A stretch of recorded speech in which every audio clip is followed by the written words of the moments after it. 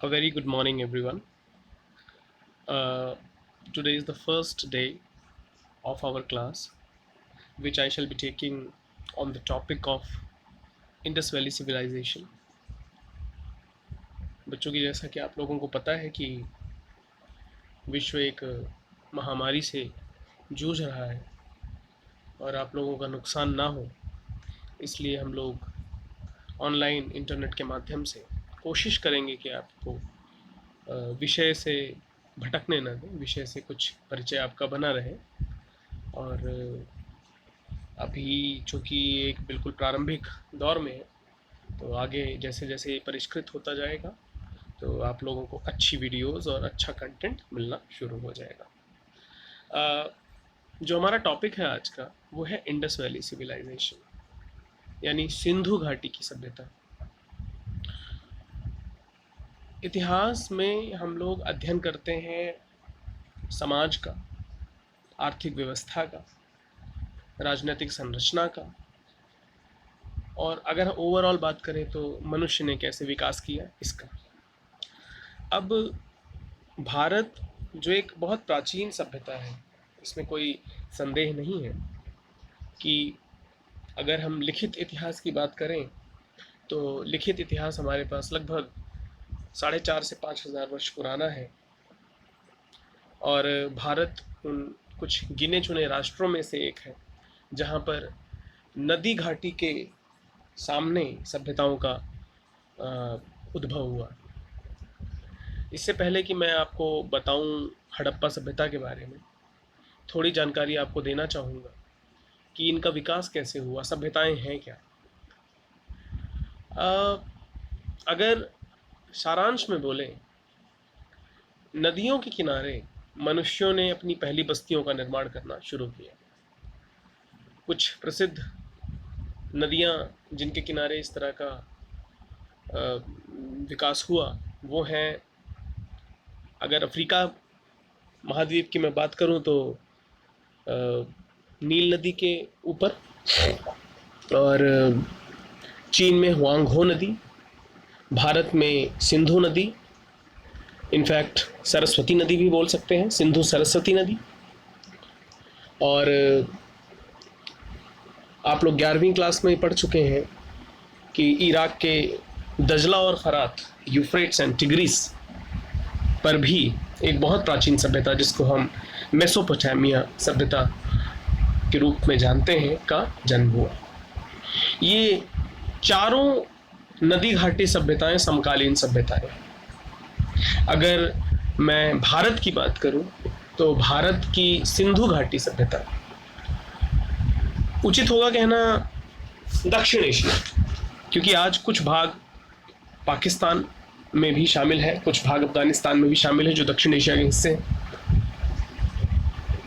सिंधु घाटी सभ्यता का जो टाइम पीरियड है, जो समय सीमा है, वो लगभग जो मैच्योर फेस है वो है 2700 ईसा पूर्व से लेकर 1700 ईसा पूर्व तक।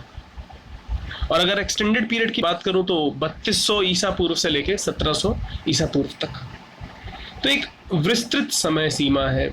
अगर प्राचीनता की बात करें तो जो पिछली रेखा है, मतलब जो पिछला समय है, अगर 3200 से मैं जोड़ूं तो 3200 जमा 2020 चल रहा है, तो हम कह सकते हैं लगभग 5000 साल। और अगर हम इसके मैच्योर फेस की बात करें 2700, तो 27 और 2 4700 साल। तो औसतन हम कह सकते हैं कि जिस विषय को हम पढ़ने आज जा रहे हैं वो भारतीय इतिहास को लगभग 5000 साल पीछे खींच देता है। 5000 साल पुराना इतिहास है जिसको हमें पढ़ना है। इतिहास पढ़ने के जो स्रोत हैं, आपकी किताब देखिए, ईंट, मनके और अस्थियां। ईंटें मतलब ब्रिक्स, मनके मतलब बीड्स, जो आर्टिफिशियल मोती होते हैं, ठीक है, जो गलों में हम पहनते हैं। अस्थियां यानी हड्डियां। ये तीन, इनको जो हाईलाइट किया गया है, ईंटें, मनके, अस्थियां, ये सिंबॉलिक है, प्रतीकात्मक है। तो कुछ प्रतीकों के माध्यम से, ईंटों के माध्यम से, ईंटों का मतलब यहाँ पर बिल्डिंगें हैं, मन के मतलब यहाँ आर्टिफैक्ट्स हैं, कलाकृतियां हैं, और अस्थियों का मतलब है कुछ अस्थि पंजर जो मिले, जो अवशेष मिले चाहे वो जानवरों के मिले, चाहे वो मनुष्यों के मिले, उससे हम उन लोगों की आर्थिक, सामाजिक और राजनीतिक गतिविधियों को जानने की कोशिश करेंगे। तो जैसा कि आप सामने देख रहे हैं, यहाँ पे हड़प्पा की एक मुहर है चित्र 1.1 में, जहाँ पे एक जानवर, संभवतः ये एक सांड है, वृषभ है, और इस पे कुछ लिखा हुआ है। इस भाषा को अभी तक पढ़ा नहीं जा सका है, ठीक है। तो इसको हम सील बोलते हैं, मुहर बोलते हैं, ठीक। तो ये इंडस वैली सिविलाइजेशन की बहुत फेमस है। उसी तरह यहाँ पे कुछ बाट रखे हुए हैं जिससे वजन नापा जाता है। कुछ यहाँ पे औजार दिख रहे हैं आपको, फलक, ठीक है। कुछ मोती नज़र आ रहे हैं, आर्टिफिशियल मोती, मनके, बाट, फलक।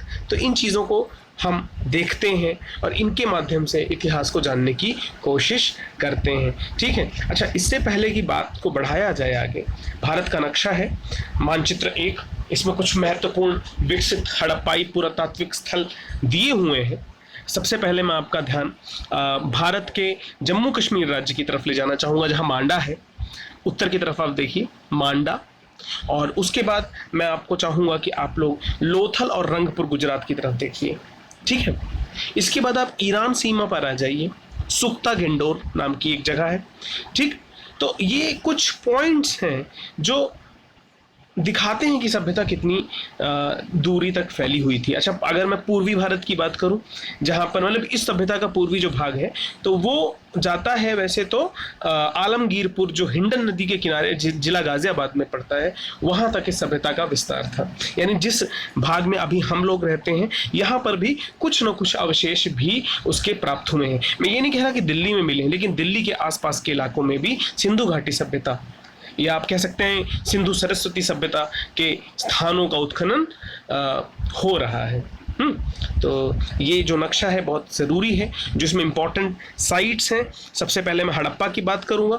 हड़प्पा पाकिस्तान के पंजाब राज्य में आता है, और अगर आप थोड़ा राजस्थान के बॉर्डर को पार करते हुए जाएंगे तो यहाँ पर दिख रहा होगा मोहनजोदड़ो या मोहिंजोदारो, ये पाकिस्तान के सिंध प्रांत में आता है। ये दोनों ही स्थान बहुत इम्पॉर्टेंट स्थान हैं इस सभ्यता के बारे में जानने के लिए, ठीक है।